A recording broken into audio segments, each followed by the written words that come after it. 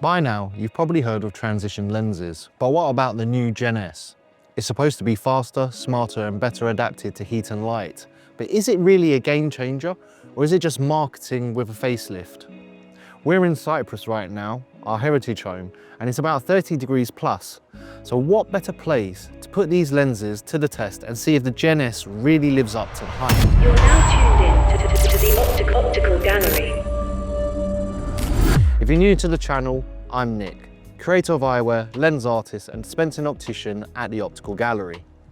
So let's dive in. Gen S is the latest generation of transitions photochromic technology by Essilor.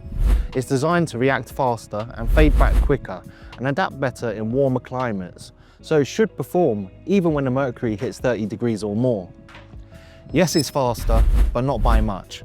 Unless you're constantly moving between sun and shade, you probably won't notice.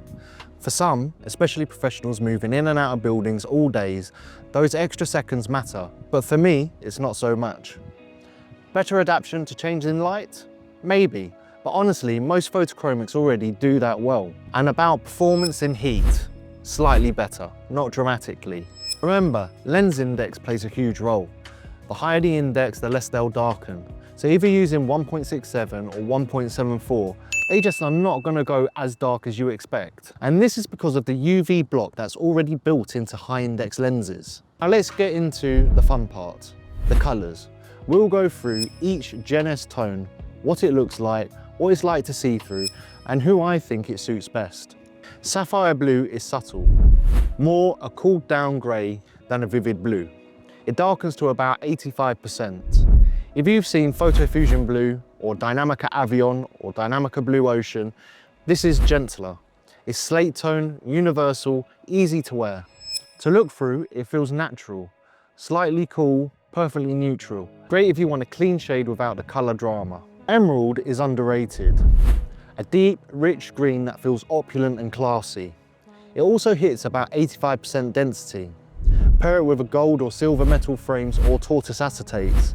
It always looks right. Through the lens, it's calm, balanced and effortless on the eyes. Graphite Green, Ray-Ban's G15 Energy. Timeless, nostalgic, balanced.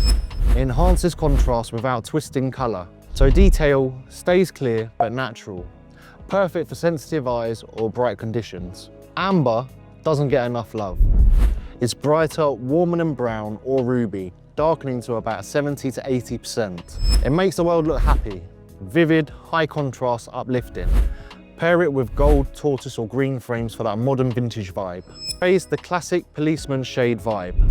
It's 85% density, true to life colours, just darker. Not as saturated as Dynamica Grey, but versatile and reliable. It works on any frame style. Amethyst carries a faint violet hue over a grey base. Compared to Dynamica's rich purple, this one's subtle. It gives a touch of contrast and mood without shouting for attention. Ideal for gold wire or black acetates. And then we have brown. It leans deeper and slightly greyed, giving a shaded warmth. Comfortable, relaxed, everyday enhancement. It pairs with nearly everything and it's the safe daily wear option.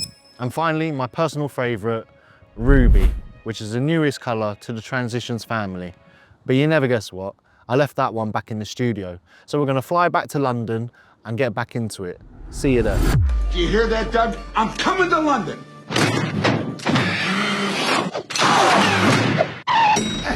Apologies for the little technical glitch. As you can imagine, I try and plan these videos as much as I can, but every now and then something happens. But fear not, let's get back into it. Transitions Ruby is one of my favourite colours of the entire Transitions line. Now it's not quite pink, but those red tones lift everything. It's stylish, it's energetic, and it turns to about an 80 to 85% density. And honestly, I don't know why Transitions waited so long to release this.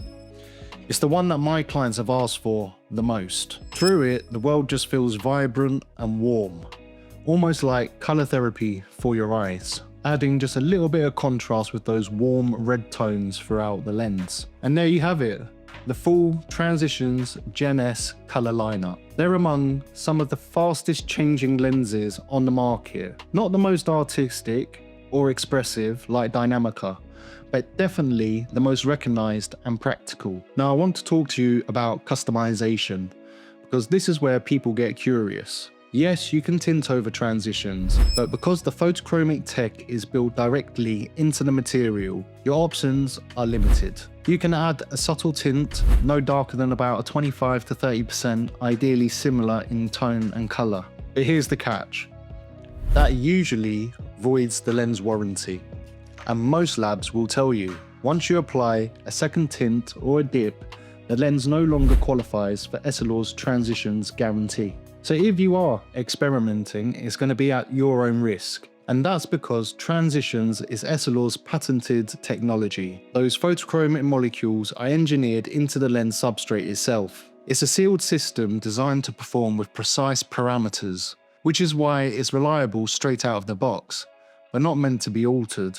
Now, Transitions Gen S also comes in what's known as an extra active, which reacts better behind the windscreen using visible light activation. Then there are the mirror variants too, both of which I'll deep dive in future videos. At the Optical Gallery, we use both Transitions and Dynamica photochromic technologies through Marma London, our preferred lens partner known for superior optical quality, and I'll be covering more about Marma's lens technologies soon. But for now, I want to know your favourite transitions colour and why. Drop it in the comments because I geek out over this stuff and I'd love to hear your take. And if you're an eyewear enthusiast and you want to hear first about our eyewear exhibitions that we host, limited drops, or new lens technologies that are being released, then go to www.opticalgallery.co.uk. At the bottom of the page, you'll be able to subscribe to our newsletter.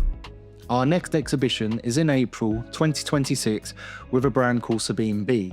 Tickets are limited, but they do go fast. I'll leave a link in the description below. Until next time, protect your eyes, look good doing it, and peace!